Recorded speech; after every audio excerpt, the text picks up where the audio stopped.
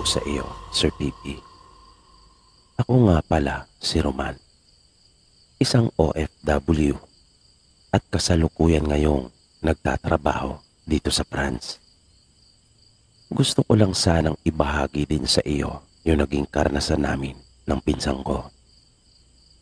Nangyari po ito taong 1995 doon sa aming probinsya na ang edad ko noong mga panahong iyon ay 17 anyos. At kasalukuyan kaming nag-aaral noon ng pinsan ko doon sa bayan. Bali magkaklase kami. Magkababata kasi kami nito at matalik na magkaibigan. Ito ay si Bien. Sa klase namin ay may naging kaibigan kami ng pinsan ko, si Maynard. Madali namin siyang nakapalagayan ng loob. Kaya sa lahat ng mga aktibidad namin sa paaralan, ay kaming tatlo ang laging magkakasama. Hanggang sa mapalapit na talaga siya sa aming magpinsan. Kung minsan nga ay sumasama siya sa aming lugar at doon natutulog. Kilala na rin siya ng mga pamilya namin ni Bien. Kaya minsan ay sinabi niya sa amin na kami naman daw magpinsan ang pumunta doon sa kanila.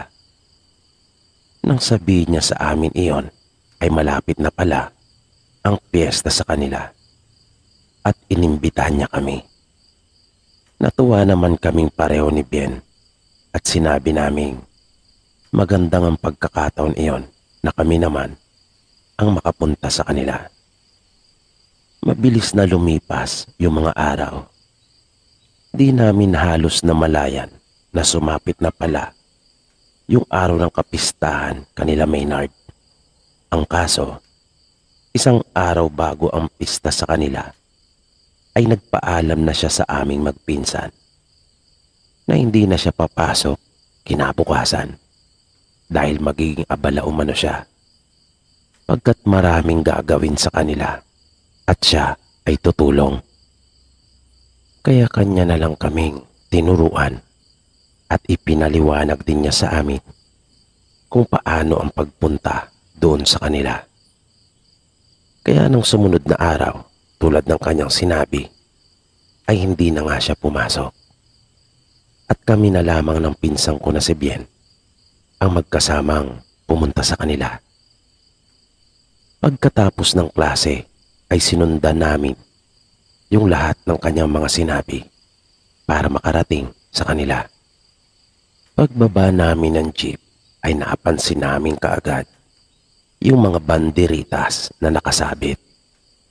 Kaya nakaramdam kami ng saya. Na-excite kaming pareho ng pinsang ko. Kaya parang nag-uunahan yung aming mga paa sa paglakad. Sinundan lang namin yung daan papasok kung saan maraming banderitas na nakasabit na nakatawid sa daan. Di nagtagal ay natanaw na namin yung bahay at ang dami ng mga tao. Palubog na ang araw noon. Kaya tamang-tama naman at nakarating na kami, sabi pa namin ng pinsang ko. Nang malapit na kami sa bahay, ay natawag kaagad yung pansin ng karamihang naroon at napatingin sila sa amin.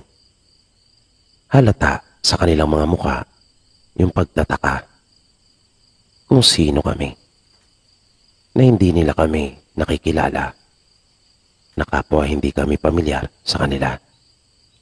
Isang babae kaagad ang sumalubong sa amin. Maya-maya ay may lumapit din na isa pang lalaki. Naisip naming marahil ay sila yung mga magulang ni Maynard. Kung kaya bumati naman kami sa kanila at hinanap ang kaibigan namin. Sinabi naman nilang may pinuntahan lang itong sandali. Sinundo daw nito yung iba pang mga kaibigan na taga sa kanila. At ibinilin nga raw kami sa kanila na kapag dumating ay sila na ang bahala na kanila kaming asikasuhin. Natuwa naman kaming pareho ng pinsang ko dahil sa kanilang pag-iistima na ginagawa sa amin. Pinaupo na nila kami sa tabi ng isang mahabang mesa. Ang daming pagkain. Napakaraming putahe ang nakahain at lahat ay masasarap. Kaya kapwa takam na kami ng pinsang ko. Idagdag pa na talagang gutom na rin kami. Dahil anong oras pa kami nagtanghalian nung nasa paaralan. At sinadya naming kaunti lang ang kainin bilang paghanda. Dahil alam naming mapapalabang kami ng kainan at inuman. Nang magsimula na kaming kumain ay napansin kong tila nasa aming lahat ang kanilang atensyon. Nung una ay medyo nawirduhan pa ako sa kanila pero naisip ko ring marahil ay dahil nga iyon sa noon lang nila kami nakita. Mga dayo lang kasi kami sa kanilang lugar. Pero habang tumatagal ay nakakailang na yung ginagawa nilang mga pagtitig na iyon sa amin. Hindi ko na iyon nagugustuhan. Napakiramdam ko ay para bang itinigil nila yung kanilang mga ginagawa simula nang dumating kami. At sa amin na nila itinuon yung kanilang mga pansin. Na habang tumatagal yung paraan ng kanilang pagtitig sa amin, ay tila hindi na dahil sa kami ay dayo o bago sa kanilang paningin. Para kasing may masama na yung intensyon. Lalo pa nga kapag aking nasusulyapan yung mga kalalakihang may hawak na mga itak. Dahil doon, ay pasimple kaming nag-usap ng pinsan ko. Kinutuban na kasi kami ng hindi maganda. Nauna akong tumayo at sinadya kong lakasan talaga ang boses ko upang marinig nila. Sinabi ko sa pinsang ko na iihi muna ako at pabiro kong sinabi sa kanya na huwag niyang pakikialaman yung pinggang ko dahil hindi pa ako tapos kumain. Sumagot naman si Bien at sinabing sasama siya dahil naiihi rin. Kaya nagmamadali naming tinungo yung bahaging mapuno at doon umihi. Pero ang totoo ay nagkunyari lamang kami. Nang nasa likod na kami ng malaking puno at sa tansya namin ay hindi na nila kami nakikita, ay mabilis na kaming nagtatakbo. Sinuot namin yung masukal na bahagi ng lugar na iyon. Hindi na namin alintana pa kahit magkagalos-galos kami dahil sa mga nakahambalang na mga sanga at halaman. Ang mahalaga para sa amin ng mga oras na iyon ay ang makaalis kami doon. At nang makabalik na kami sa daan, ay malayo na kami doon sa bahay at hindi na namin tanaw iyon. Hanggang sa marating na namin yung pinaka-highway. At nang may dumaang tricycle, ay agad na kaming nagpahatid doon sa sakayan ng jeep. Pagdating namin sa terminal, ay nagpasya na kaming sumakay. Kahit pa nga ang alam sa amin ay hindi kami uuwi nung gabing iyon. Dahil doon kami kanila Maynard matutulog. Habang hinihintay naming mapuno ang sasakyan, ay bigla namang nakita namin si Maynard na may hinatid na bisita. Maging siya ay nagulat na kanya kaming makita doon. Nagtaka siya kung bakit daw kami naroroon. Kaya sinabi namin galing na kami sa kanila. At tumakas lang dahil iba na ang pakiramdam namin sa mga taong naroon sa kanila. Pero nagtaka ito at nagulat. Nakita ko pang napakunot noo siya nang marinig yung aming mga sinabi. At paano raw nangyari iyon? Hindi nga raw niya kami nakita doon sa kanila. Na kanina pa nga raw niya kami hinihintay na magpinsan. Nag-alala na nga raw siya, kaya gusto niya sana kaming sunduin. Kaya lang, naisip niyang baka naman kami magkasalisi kung kaya hindi siya umalis sa kanila. At noon lang daw siya umalis ng kanilang bahay pagkat naisip niyang hindi na siguro kami darating. Kaya inihatid na niya yung kanyang mga pinsan na pumunta. At naging malinaw na sa amin ang lahat na iba palang piyestahan ang aming napuntahan. At nang ikwento namin sa kanya ay nanlaki ang mga mata nito at napabulalas ng swerte daw namin at nakaligtas pa kami. Dahil yung napuntahan daw naming lugar ay bantog pagdating sa mga aswang. Nakilala ang lugar na iyon na pinamumugaran ng angkan ng mga aswang. Niyaya niya kami sa kanila na noong una ay nagdalawang isip pa kaming magpinsan dahil na rin sa aming naranasan. Pero pinagtawaran niya kami at sinabing wala silang lahing aswang. At sa wakas ay nakarating na nga kami sa kanila. Nagkainan at nag-inuman kami. Doon na rin kami nakitulog. At diyan po nagtatapos yung aking karanasan, Sir PB. Namuntik na kaming makatay at maihandang magpinsan sa isang pestahan. Marami pong salamat at sana ay magustuhan niyo po ang kwento kong ito.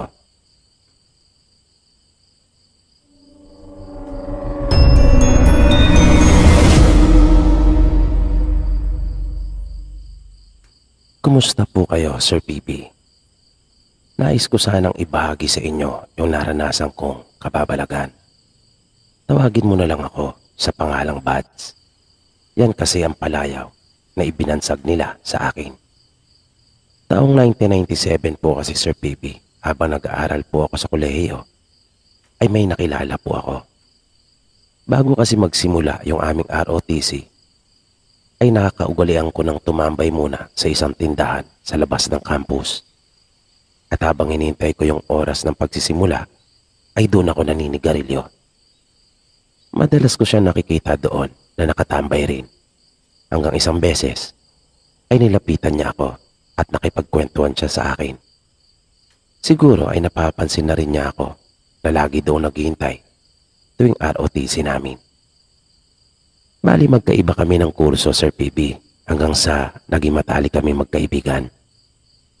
Naging kaibigan ko na rin maging yung mga kaibigan niya. At minsan nga ay nagkayayaan na mamasyal kami sa Dasma sa may Cavite. Siyempre kasi namin noon. Doon kami nagpunta sa Salitran. Noong mga panahong iyon ay wala pa gaanong kabayan sa lugar na iyon. At napakarami pang mga bakanting lote. Yung bahay na tinuluyan namin noon ay may katabing mga naglalakihang puno ng mangga. At mayroon din silang ginawang maliit na kubo doon.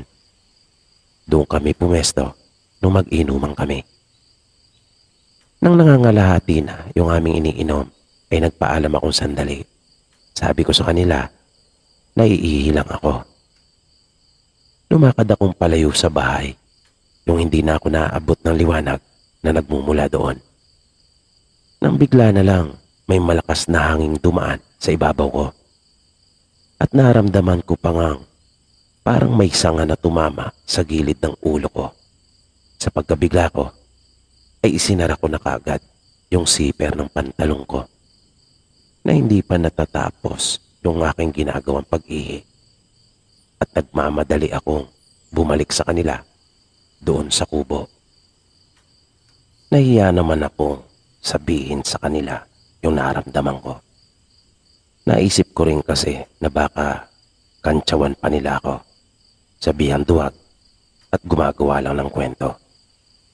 Nang matapos na kami ay nagkayayaan na doon na lang kaming lahat matulog sa may kubo dahil presko daw doon.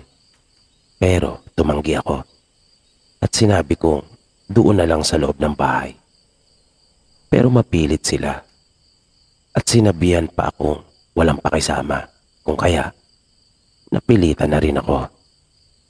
Wala pa namang dingding yung nasabing kubo na iyon. Para lang itong isang cottage sa resort na ginawa ng upuan sa gilid. Inalis na rin namin yung mesa na nasa gitna upang mahigaan yung sahig noon. Nang nakakaidlip na ako, ay bigla na lang akong nagising dahil sa mga malalakas na pagsigaw. Naalimpungatan ako at nakita ko silang nagtatakbuhan ng lahat papasok ng bahay. Napaupo na ako noon mula sa pagkakahiga. Pagtayo ko ay nakita ko yung isang tao na nung una pa nga ay inakala kong isang taong grasa.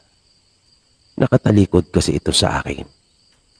Pero nang bigla itong lumingon ng kanya na akong mapansin, ay doon ako naapasigaw at nagtatakbo na rin. Sa pagkataranta ko, ay natalong ko talaga yung gilid ng kubo. Doon ko napatunayan na totoo pala ang mga aswang.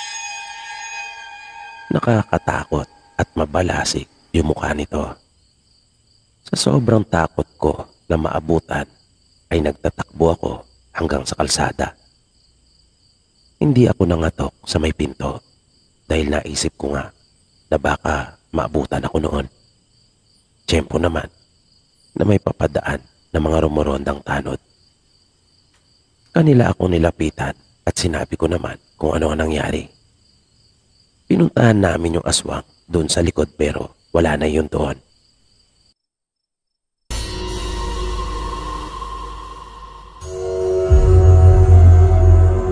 Magandang gabi po sa iyo, Sir Bibi, at sa lahat ng iyong mga tagapakinig. Ako po si Roy at palagi din po akong nakikinig sa inyong mga kwento. May gusto lang po sana akong ibahagi sa inyo. Tungkol ito sa naging karanasan ng kapatid ng nanay ko na si Tia Amanda. Wala na po ngayon ang tiyahin ko. Bali namatay po siya sa sakit na kanser. 2 taon na po ang nakaraan.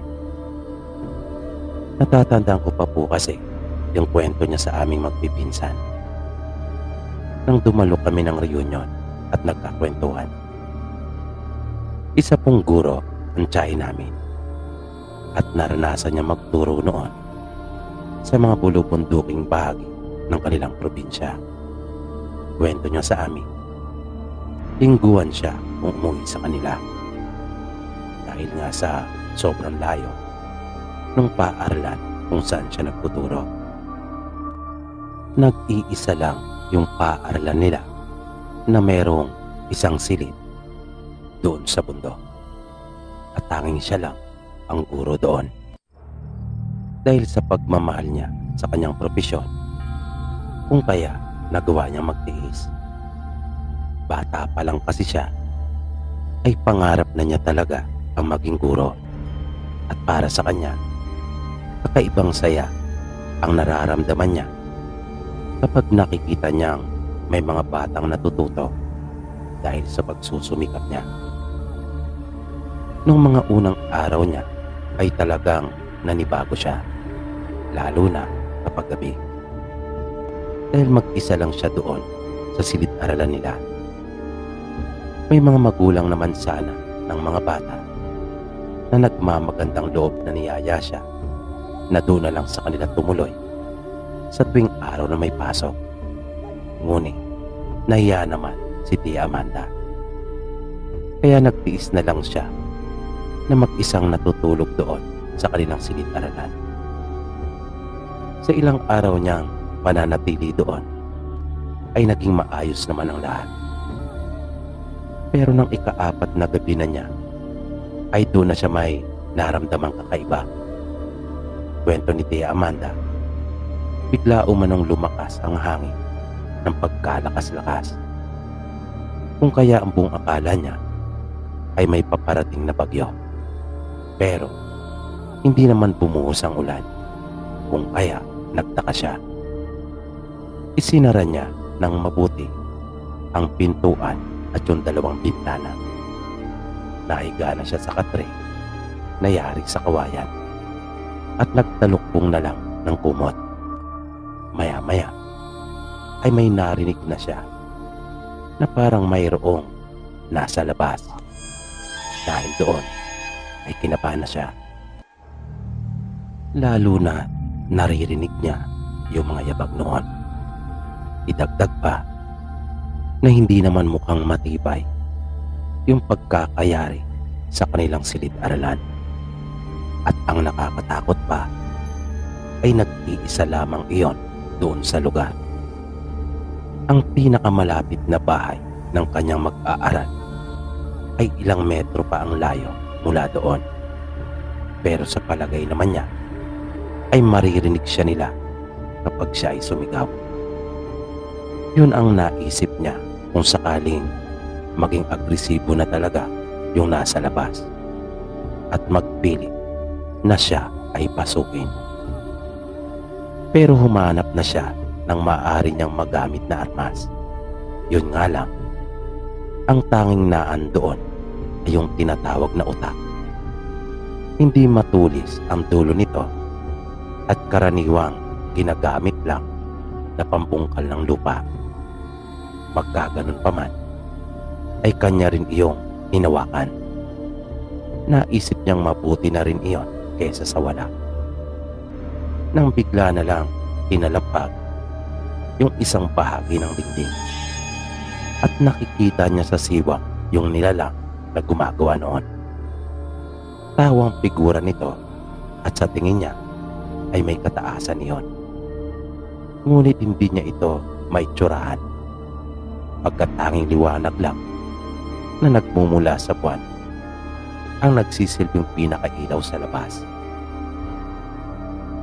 Nagsimula na siyang sumigaw.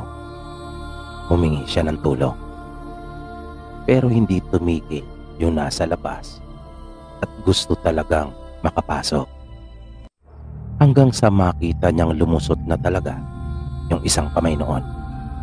Nagulat siya pagkat mabalahibo iyon at may mahabang kuko.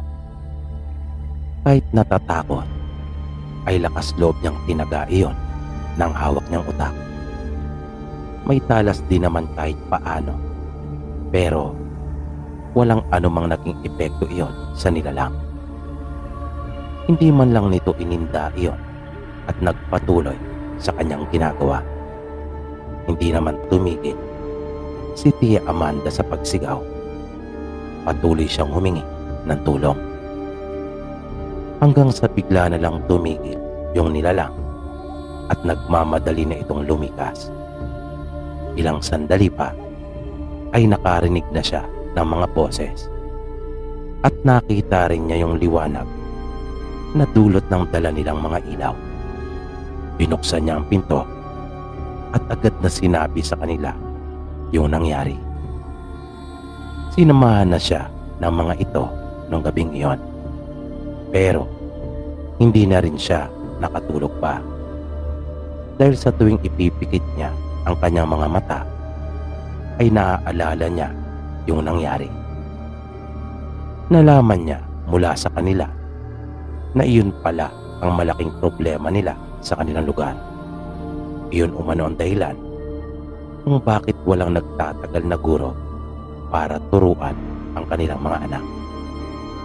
Hindi naman daw nila matukoy kung sino yung aswang na laging nagtatangka ng masama sa sino mang guro na nadidistino doon sa kanila. Nakiusap ang mga ito sa kanya na kung maaari ay magpatuloy pa siya doon. Doon na daw nila siya patutulugin na lang sa kanila. Doon na pagtanto ni Tia Amanda kung bakit gano'n na lang ang pamimilit ng mga ito sa kanya na doon na sa kanilang bahay matulog. Ayaw na sana niyang ituloy pa yung pagtuturo doon at nais niyang hilingin na siya ay mailipat. Pero naawa naman siya sa mga bata at magulang na taga roon. Kaya kapag uwian ay sumasama na lang siya sa mga bata sa pag-uwi at doon nakikitulog sa isa sa kanila na mas malapit ang bahay doon sa kanilang paaralan. Madalas din ay inihahatid sila at sinusundo ng mga magulang. Kaya tumagal si Tia sa nasabing layo na iyon at marami siyang napagtapos sa elementarya.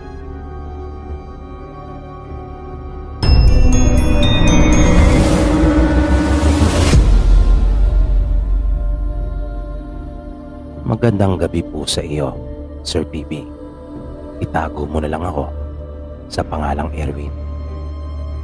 Napasulat po ako sa inyo para ibahagi yung naging karanasan ko. Taong 2003 po, nang maisipang kong umuwi sa probinsya ng nanay ko para alamin kung maganda bang magsimula ng negosyo doon sa kanila.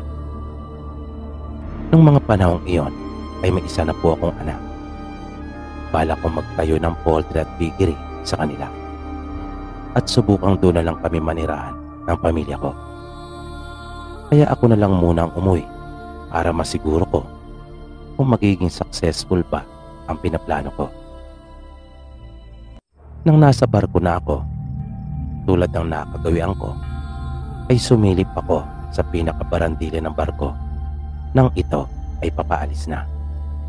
Maya-maya, habang tinitingnan ko yung pier na unti-unti nang lumalayo, ay biglang may isang babae na sumilip din sa tabi ko. Kung kaya, naagaw ang aking atensyon at napatingin ako sa kanya. Medyo nagulat pa nga ako noon nang makita kong maganda pala ito. Di ko talaga iyon inaasahan. At hindi lang mukha ang maganda sa kanya, pati pangangatawan nito ay maganda rin, na talaga namang mapapansin ng kahit na sinong lalaki. Kaya sa halip na babalik na sana ako sa pwesto ko, ay nanatili pa ako doon. Yun nga lang, ay hindi na ako nakatingin sa una kong mga tinitingnan, kundi doon na sa magandang tanawin na nasa aking harapan. Makaraan ng ilang sandali ay bigla ito nagsalita at tinanong ako kung taga saan, na ang tinutukoy niya ay kung saan ang punta ko pagdating sa probinsya. Sumagot ako at sinabi ko naman kaagad sa kanya kung saan ang destinasyon ko. At ako naman ang nagtanong. Sinabi din niya ang kanilang lugar. Hindi ako laboy sa probinsya ng nanay ko, pero alam ko yung mga lugar. Kaya sinabi ko sa kanya na mas malayo pala yung sa kanila. Nagpakilala ako sa kanya at sinabi din niya yung pangalan niya sa akin. Dina ang sabi niya. At yung apelyido niya ay isa sa malaking angkan doon sa probinsya, tulad kanila nanay. Sinabihan niya ako at niyaya na kapag nainip ay puntahan ko raw siya sa pwesto niya para mayroon din siyang makakwentuhan. Natuwa naman ako dahil sa dami ng mga lalaking naroon at gusto siyang makausap, ay ako ang napili niya. Sumama ako sa kanya pagbalik sa teras niya. Yung tinatawag na teras ay yung bed na higaan sa barko. At nalaman ko na nga kung saan siya nakapwesto. Kaya maaga akong kumain at pinuntahan ko siya. Nagkwentuhan kami. Marami akong nalaman tungkol sa kanya at ganoon din siya sa akin. Dalaga siya at walang karelasyon. Naglihim ako at iyon din ang sinabi ko sa kanya. Biniro ko siya na hindi pa ako nakakarating sa lugar nila. Mabilis naman siyang sumagot at niyaya akong magpunta doon sa kanila. Kinumpirma ko pa nga sa kanya kung totoo nga bang gusto niyang sumama ako. Sinabi naman niyang hindi siya nagbibiro at wala naman daw magagaling. At gano'n na nga ang nangyari. Sumama ako sa kanila.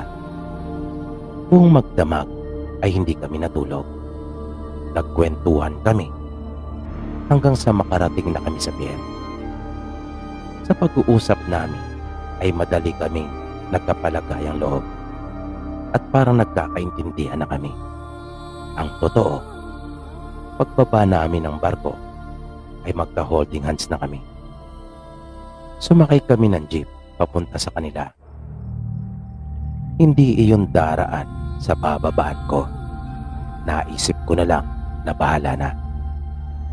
Nang dumating kami sa kanila ay medyo madilim pa at nagulat ako nang ipakilala niya ako sa mga magulang at kaanak niya.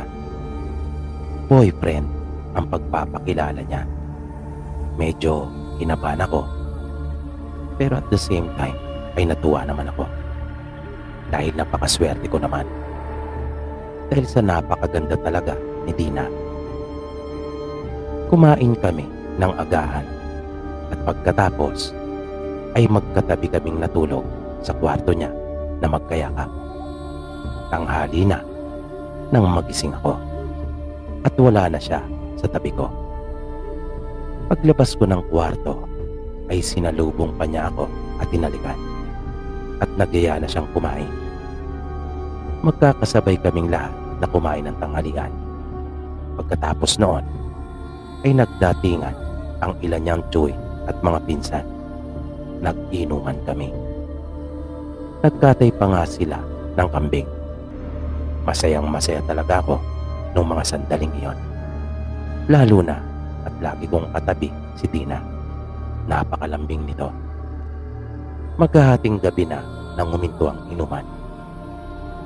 Nang sumunod na araw ay nagpaalam na muna ako sa kanya at sinabi kong aasikasuhin ko muna yung pakay ko. Pagdating ko sa bahay ng tsuing ko, doon ko na naramdaman ang matinding pananakit ng aking sikmura at ulo. Nagsimula na rin ako magsuka at pakiramdam ko ay para akong tinatrangkaso. Masakit yung mga kasukasuan ko at nilalagnat. Nasira na rin ang aking tiyan at panay ang aking dumi. Sabi ng mga kamag-anak ko ay nalason daw ako. Pinatingnan nila ako sa manggagamot at tama nga ang kanilang hinala. Nung huli ay inamin ko na rin sa kanila kung saan ako nagpunta. Nagulat ako sa kanilang mga naging reaksyon. Sinabi nila sa akin na lugar pala talaga ng mga manlalason nung napuntahan ko. Tumagal yung gamutan. Halos butot balat na ako at muntik na talaga akong mamatay dahil sa matindi yung ginawa nila sa akin. Pero awa naman ng Diyos at binigyan pa po ako ng isa pang pagkakataon. Naging isang matinding aral yung nangyaring iyon para sa akin. Mula noon ay hindi ko na talaga inulit pa yung mga ganong bagay. At yan po Sir PB yung aking naging karanasan na talaga pong hindi ko makakalimutan. Maraming salamat po.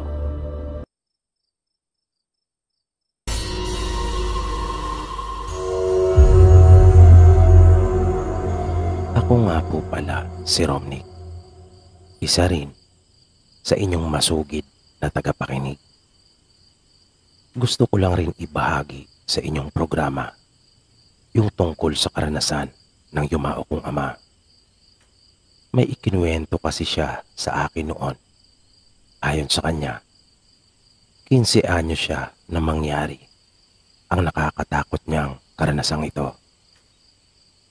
Pinakiusapan ang kanyang magulang noon na kung maaari ay hihiramin muna siya upang may makasama ang asawa ng kanyang tsuhin sa gabi.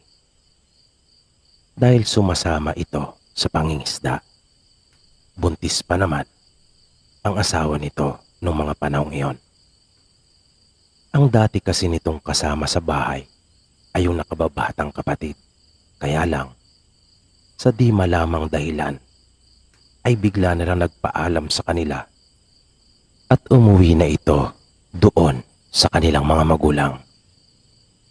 At dahil sa bunsong kapatid ng kanilang amang kanyang tsuhin at talagang magkasundo sila nito, kung kaya pumayag naman ito na ipahiram si tatay. Kaya, kinabukasan din noon ay isinama si tatay ng kanyang tsuhin sa bahay nito. Bali nasa kabilang bayan sila naninirahan noon. Payak lang ang uri ng pamumuhay noon doon sa kanila, na para bang ang pinakahangad lamang ng mga tao ay ang makakain sa araw-araw ay ayos na. May raos lang ang maghapon ay sapat na iyon sa kanila. Na para bang wala talaga silang mga pangarap sa buhay. Kaya nga si tatay kahit elementarya ay hindi man lang ito nakatapos. Lagi kasi itong katukatulong ng kanyang mga magulang sa kanilang mga gawain sa araw-araw. Nang dumating sila tatay sa bahay ng kanyang tiyuhin, ay napansin niyang napakalaki na ng tiyan ng asawa nito na sa kanyang palagay ay di na magtatagal at manganganak na. Sa unang araw niya doon ay medyo nanibago talaga siya. Naiilang siya sa kanyang tiyahin para kasing may pagkamataray ito na bihirang kumibo at pakiramdam niya ay laging nakatuon ang paningin nito sa kanya. Kaya nang kumain sila ng tanghalian ay hindi siya nakakain ng mabuti. Nahiya siya dahil baka magreklamo ito sa lakas niyang kumain. Kung kaya, pinigilan na lang muna niya ang kanyang sarili. Siya na rin ang nag-asikaso ng kanilang pinagkainan. Masipag naman kasi si tatay at sanay sa halos lahat ng gawain. Kahit mga gawaing bahay ay alam niyang gawin.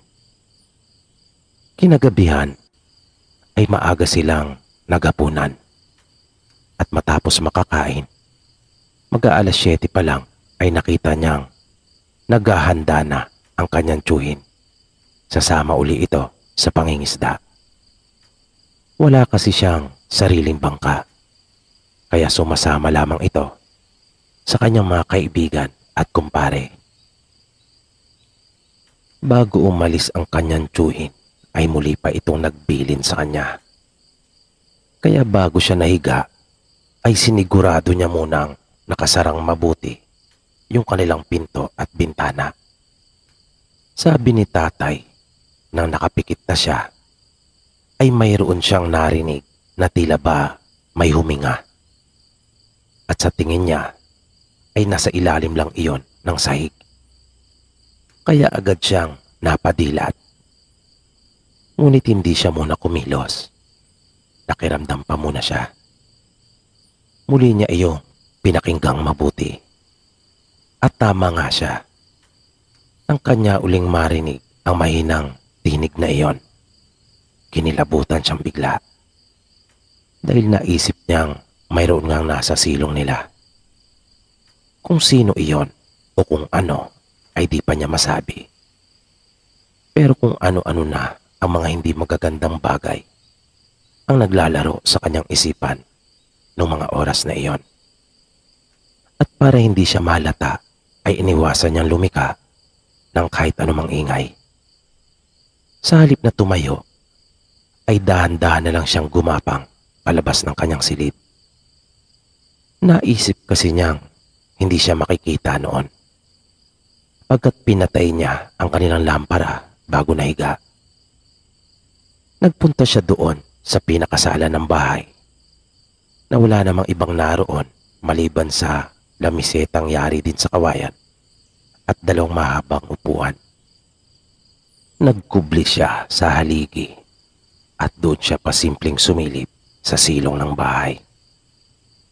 Noong una ay wala siyang nakitang anumang naroon. Pero nang unti-unti nang masanay sa dilim ang kanyang mga mata, ay may naaninagan siya. Ngunit hindi pa niya matiyak kung ano talaga iyon.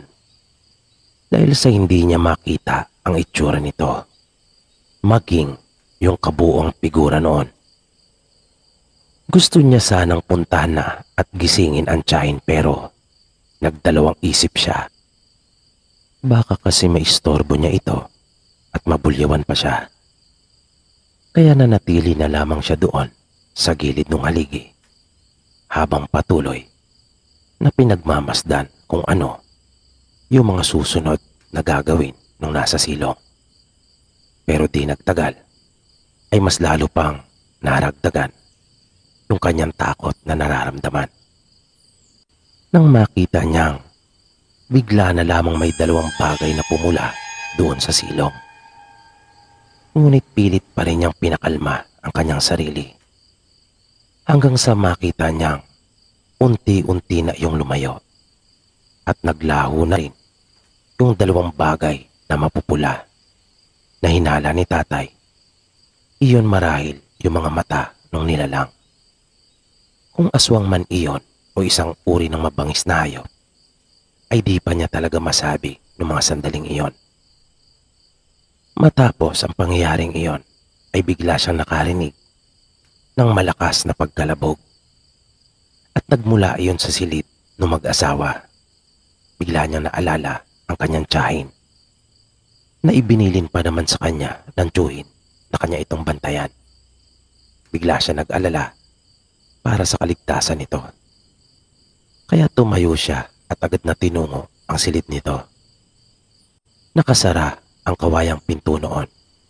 Kung kaya, kanya na lang itong sinilip.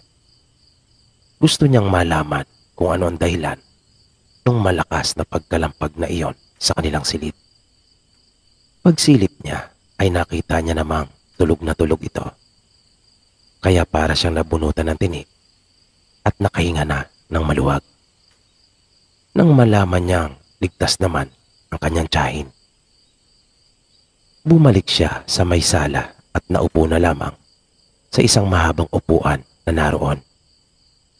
Sumandal siya sa dingding at di na niya namalayang nakatulog na pala siya doon. Nagising na lamang siya ng mga madaling araw nang kanyang marinig ang malakas na tinig ng kanyang tiyuhin.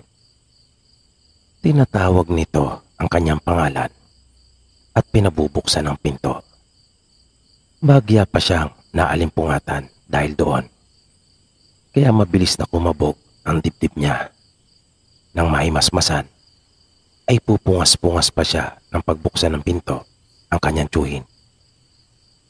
Panandalian niyang nakalimutan yung mga nangyari nang makita niya yung malalaking isda na dala nito.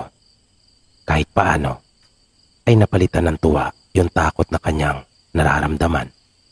Bunga nung nilalang na nakita niyang nasa kanilang silong. Napagdesisyonan niyang wag na lang muna sabihin sa kanyang tiyuhin yung tungkol sa kanyang nakita. Naisip niya kasing hindi iyon makabubuti. Tutal naman, ay walang nangyaring masama sa kanyang tiyahin.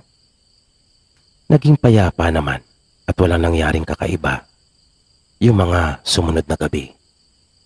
Hindi na rin muna sumama ang tiyuhin ni tatay sa kanyang mga kaibigan para mangisda. Dahil kumpleto na daw ang mga ito. At dahil sa marami pa naman silang ulam, kung kaya, hindi naman iyon problema. Pero nang sumunod na gabi, kung saan, ay sumama na muli ang tiyuhin ni tatay sa pangingisda, ay muling naulit yung naranasan niyang iyon. Tulad nung una, kasalukuyan na umano siyang natutulog noong mga oras na iyon. Nang may maramdaman siyang parang mayroong nasa labas ng bahay. Kaya nagmulat siya ng mga mata at nakiramdam. Pero nanatili lang siyang nakahiga pa rin. At nang marinig nga niya at masigurong mayroong nasa labas, ay maingat siyang gumapang palabas ng tinutulugan niyang silid. At pagdating niya sa sala, ay tsaka siya tumayo. Sumilip siyang muli sa silong. Sinanay niya muna ang kanyang paningin sandali sa dilim. Pero wala siyang naaninagang naroon. Pinuntahan niya ang silid ng kanyang tiyuhin upang silipin ang tiyahing natutulog doon. Pero laking gulat niya nang hindi niya ito makita. Nagtaka siya kung saan ito nagpunta. Biglang tumibok na mabilis yung kanyang puso. Kinabahan talaga siya. Muli niyang narinig yung mga alingas-ngas. Pinakinggan niya iyong mabuti. Nang malaman niya kung saan iyon nagmumula, ay sumilip siya sa dingding. At nanlaki ang kanyang mga mata. Halos hindi pa nga siya makapaniwala. Nang makita niya ang asawa ng kanyang tiyuhin na may kayakap na iba, nakaramdam siya bigla ng galit. Pero ang galit na iyon ay nahaluan pa ng matinding hilakbot. Nang makita niya yung mga kamay na humahaplo sa katawan ng kanyang tiyahin, na naglalakihan ang mga ugat noon at may mahaba at matutulis na mga kuko. At tuluyan na siyang binalot ng matinding takot. Nang makita at malaman niyang hindi pala karaniwang tao ang kayakap ng kanyang tiyahin, isa iyong aswang, na hindi lamang ang mga kamay nito ang siyang humahaplos at yumayapos sa tiyahin niya. Maging yung mahabang dila nito ay panay din ang paglingkis. At nang pumihit pa ang mga ito, ay nakita niya yung likod ng aswang na puno ng mga balahibong nagtatayuan, na panay din ang haplos sa malaking tiyan ng kanyang tiyahin, na tila ba takam na takam. At bigla nitong pinagiwalay ang mga hita noon. Bigla silang napasigaw pareho nang ipasok ng aswang ang isa nitong kamay at dukutin ang nasa sinapupunan, na yung tinig ng aswang ay may halong pananabik at tagumpay, habang yung sigaw naman ng tiyahin niya ay may halong kirot at sakit, pero matamis na ngiti ng makaraos.